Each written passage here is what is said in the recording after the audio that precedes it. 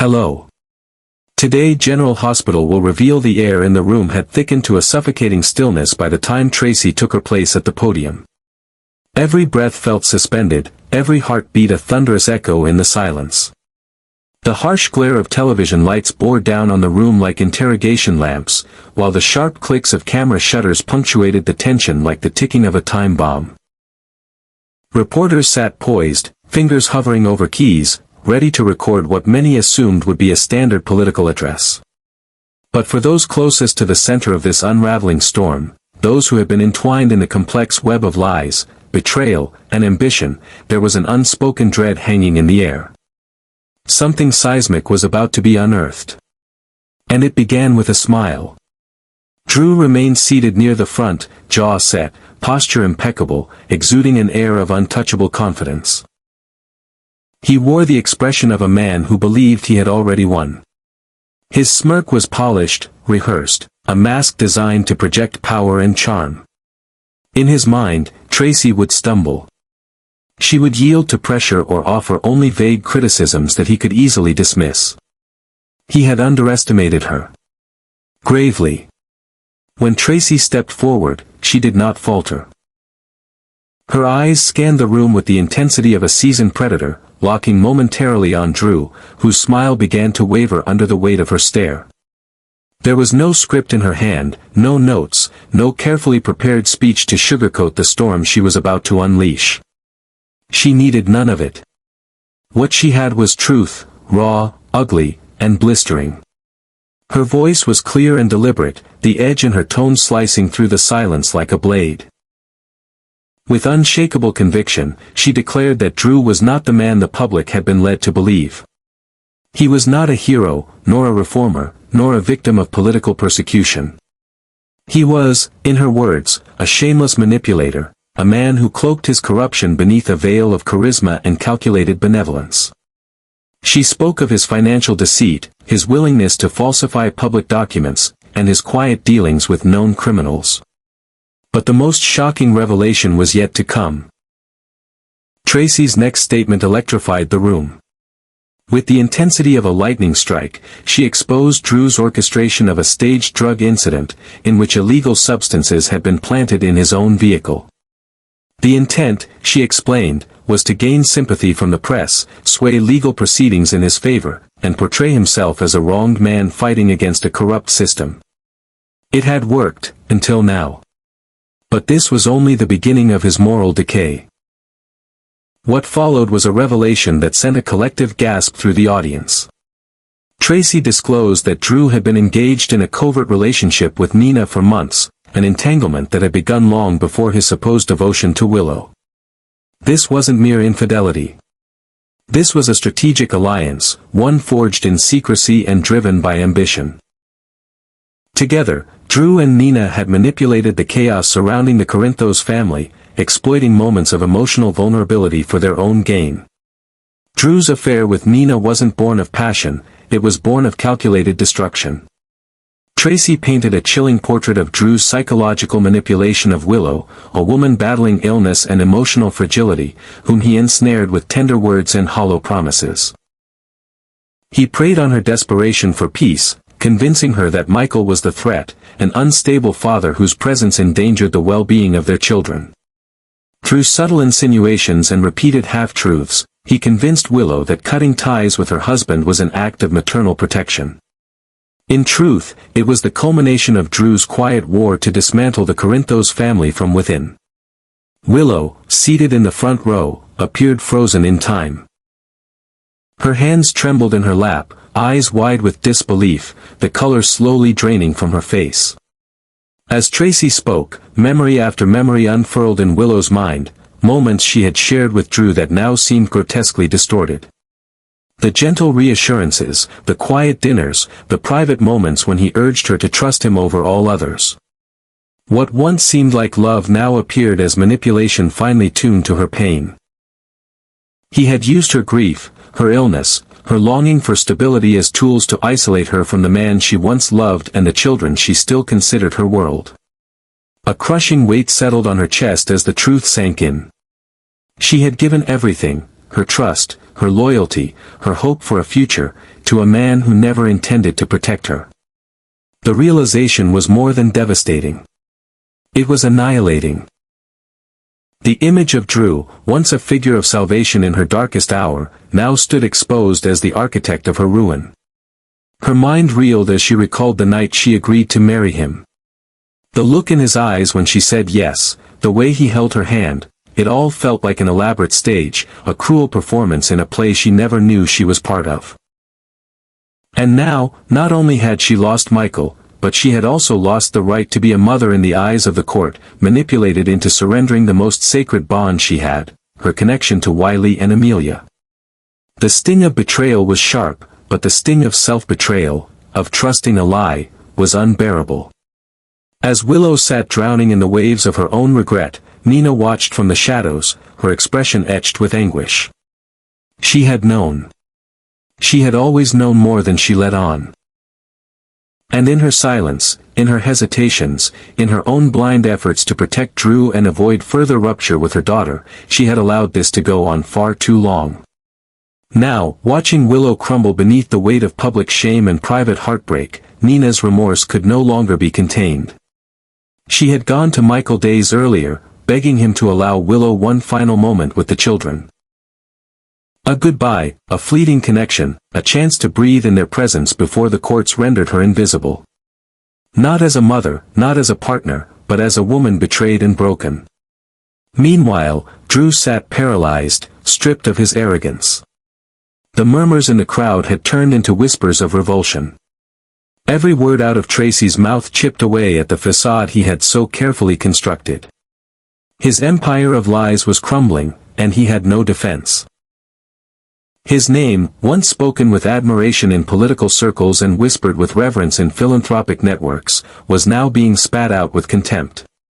Tracy, having finished her speech, stepped down from the podium without waiting for applause.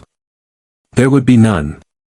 Her expression was neither victorious nor vindictive, it was weary, as if she had just dragged a carcass of truth into daylight for all to see. There were no victors here. Only survivors of a war they never asked to fight. The press conference, intended to resolve a corporate feud, had mutated into a public reckoning, a mass exorcism of secrets that refused to remain buried. What lingered in the room was not applause, not outrage, but the hollow ache of disillusionment. Families were fractured. Reputations destroyed. Hearts broken beyond recognition. And in the center of it all, Willow sat in silence, her entire world dismantled in front of strangers, realizing that sometimes the worst betrayals don't come from enemies, but from those we let into our most sacred places. In the dim edge of the grand hall, just beyond the sea of cameras and the crushing silence of collective betrayal, Nenah sat motionless, her body stiff, her heart unraveling with each word spoken from the stage. Her eyes, wide with anguish, shimmered with unshed tears until gravity finally took hold and let them fall in slow, unrelenting streams down her cheeks. She didn't bother wiping them away. What dignity remained was irrelevant now.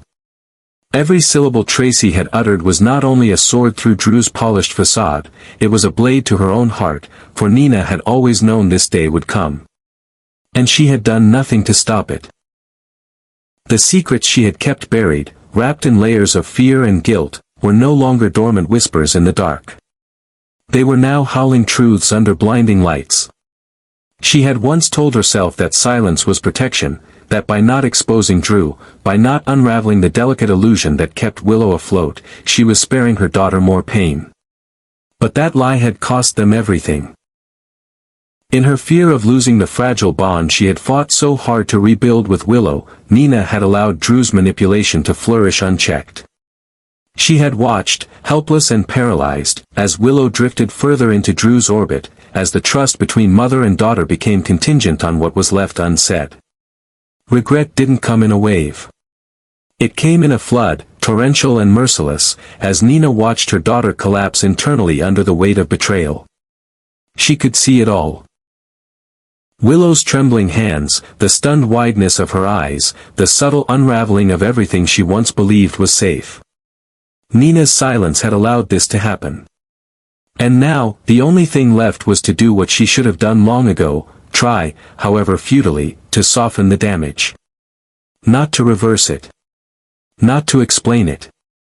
But simply to offer her child one last thread of humanity to cling to. Days before the press conference, Nenah had gone to Michael. Not as a manipulator, not as an adversary, but as a mother begging for grace.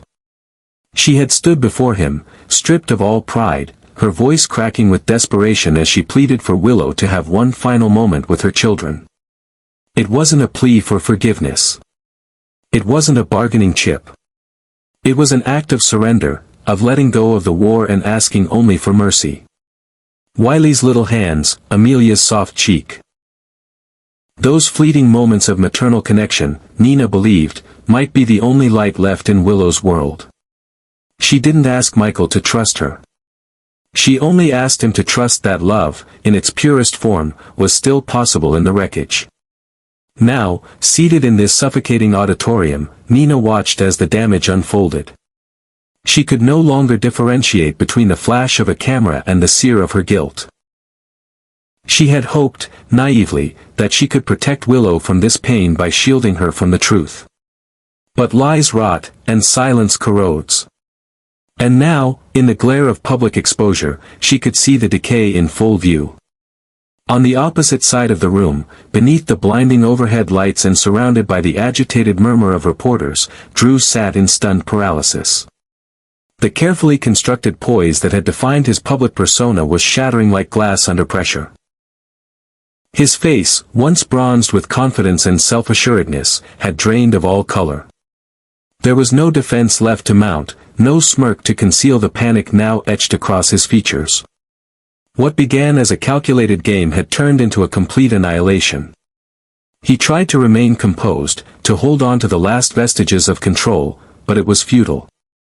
Tracy had pulled back every curtain, revealed every dirty maneuver, and concluded with the most damning blow of all, a recording. In that incriminating audio, Drew's voice could be heard gently, insidiously coaxing Willow into signing the documents that would sever Michael's legal rights as a father. There was no aggression, no threat, only a calm, deceptive cadence that made the manipulation all the more vile. It was clear to everyone in that room that Drew had exploited her trust, her vulnerability, her illness, and turned it all into leverage. Gasps had erupted across the crowd when the recording played, and then, slowly, the collective mood shifted into something colder, something filled with disgust. The same people who once celebrated Drew's so-called redemption story now looked at him as though he were radioactive. His colleagues, his supporters, his political allies, one by one, their expressions hardened into disdain. The room had turned its back on him, and there was no reclaiming its favor. Drew's eyes flicked around in desperation, seeking a single friendly face, a single look of solidarity. But there was none. Even Willow, the woman he had convinced to stand by his side, now looked at him as though she were staring at a stranger, or worse, a predator. The realization was brutal, and for the first time in years, Drew felt something unfamiliar creep into his chest, fear. All his power plays, his narratives of heroism, his portrayals of being a wronged man struggling to reclaim his place in the world, none of it held up against the undeniable evidence of his deceit. He had not clawed his way out of prison for redemption. He had clawed his way into people's lives for conquest. And now, the empire he had built on exploitation and carefully timed performances lay in ruins. He wasn't a hero anymore. He wasn't even a villain worth fearing. He was an exposed fraud, a hollow man who had once worn the mask of virtue so convincingly that even he had begun to believe in it. That mask was gone now, shattered under the weight of truth, and all that remained was a ghost trapped under the scrutiny of a world that had finally seen him for what he truly was. The final blow came not from Tracy's words or Nenah's tears but from the silence that followed. It was not just the absence of applause or support. It was the echo of reputation collapsing, of a future disintegrating in real time. And in that silence, Drew sat motionless, no longer the man of stature and ambition, but a husk of entitlement and disgrace, stripped bare before a room that no longer feared him, no longer revered him, and no longer believed he deserved anything more than to be forgotten. Michael rose slowly, the weight of truth pressing down on every inch of his frame as though it might snap his spine if he moved too quickly. His steps toward Willow were not hurried but deliberate, measured and heavy, as though each footfall dragged behind it a lifetime of betrayal, grief, and love now reduced to ashes. His face, usually so composed, bore the unmistakable contortions of a man torn between fury and sorrow. His eyes, dark with emotion, locked on Willow with a piercing intensity, not of accusation, but of a heartbreak that defied words. There was no need to speak. Everything had already been said.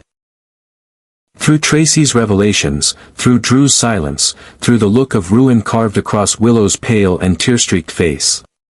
He stopped just a breath away from her, but the chasm between them stretched wider than any physical distance.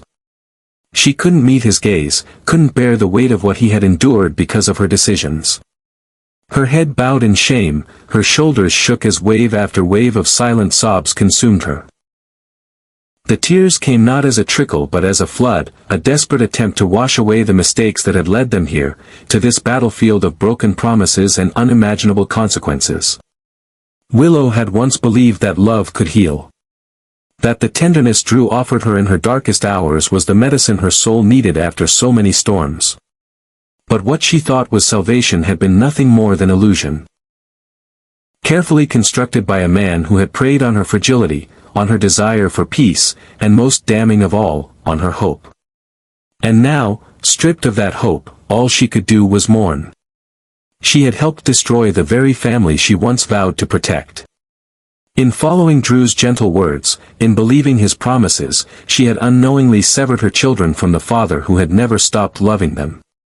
She had handed over her trust to a man who saw her not as a partner, but as a pawn.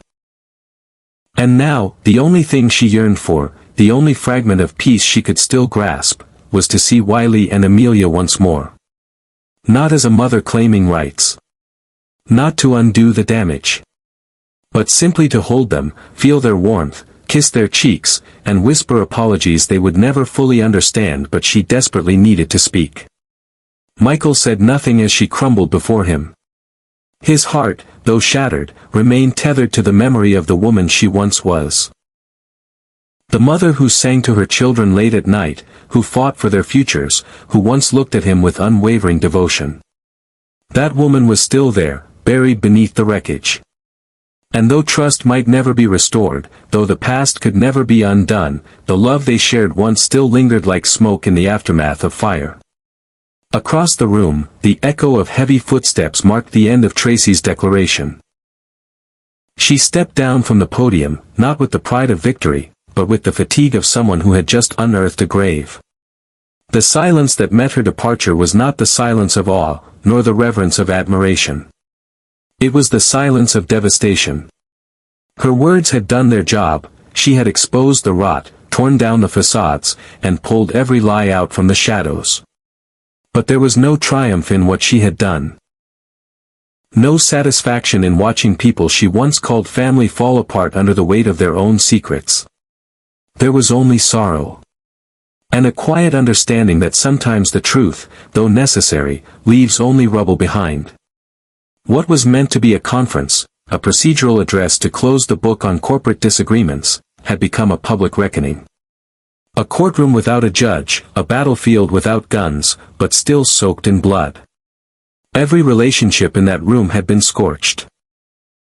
Every bond, tested to the point of collapse. It wasn't just Drew who had been unmasked. It was all of them. Michael, Willow, Nenah, even Tracy herself, each exposed, vulnerable, forever altered. All around, the guests began to stir. Some shifted uncomfortably in their seats, others stood in stunned silence, unsure whether to flee or console.